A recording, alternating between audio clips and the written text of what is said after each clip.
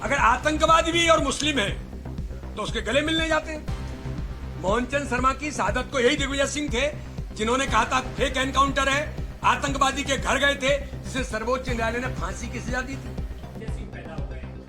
माननीय बीडी शर्मा यदि मुझे आतंकवादियों का हिमायती मानते हैं तो उनकी नपुंसकता पर मुझे।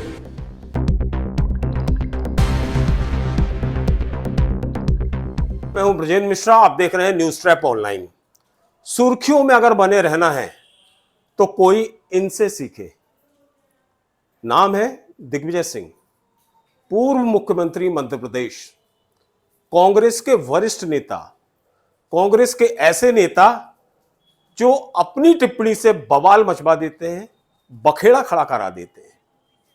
इस बार भी इनने कुछ ऐसी टिप्पणी कर दी कि जिससे बवाल उतना तो नहीं मचा, क्योंकि लोगों का, भारतीय जनता पार्टी का यह कहना है कि हम दिग्विजय सिंह के बयान को ज्यादा गंभीरता से लेते ही नहीं। मालूम है क्या टिप्पणी की दिग्विजय सिंह ने? भारतीय जनता पार्टी के जो प्रदेश अध्यक्ष हैं बीडी शर्मा, उनके खिलाफ ऐसा बोल दिया जो शायद मानवता को स्वीकार नहीं है। व्यक्तिगत टिप्पणी।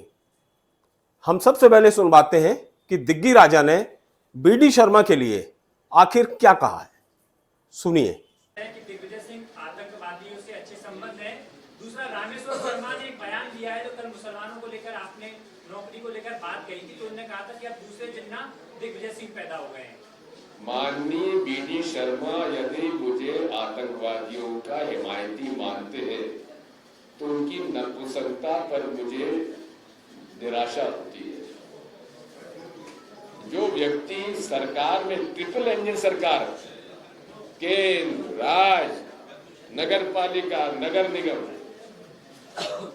वो मुझे आतंकवादी का सहयोगी मानता है, तो वो नपुंसक है कि नहीं जो मेरे खिलाफ कार्रवाई नहीं करवा रहा है?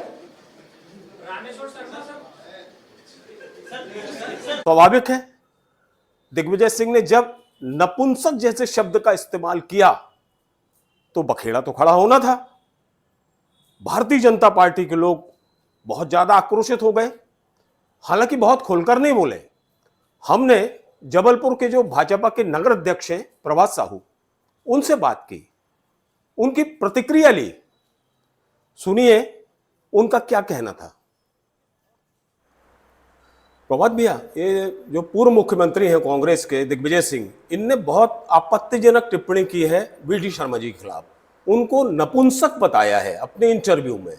क्या प्रतिक्रिया आपकी? मुझे लगता है दिग्विजय सिंह जी का मानसिक दिवालियापन बहुत लंबे समय से देखने का अवसर मिल रहा हम लोगों को। एक राजनीतिक परिपक्व व्यक्ति जिस तरह से अपशब्दों का, अमर्यादित शब्दों का प्रयोग दिग्विजय सिंह जी करते हैं, मुझे लगता है कि राजनीतिक धरातल पर या राजनीतिक परिस्थितियों में दिग्विजय सिंह जी की बात को कोई भी बहुत गंभीरता से नहीं लेता है।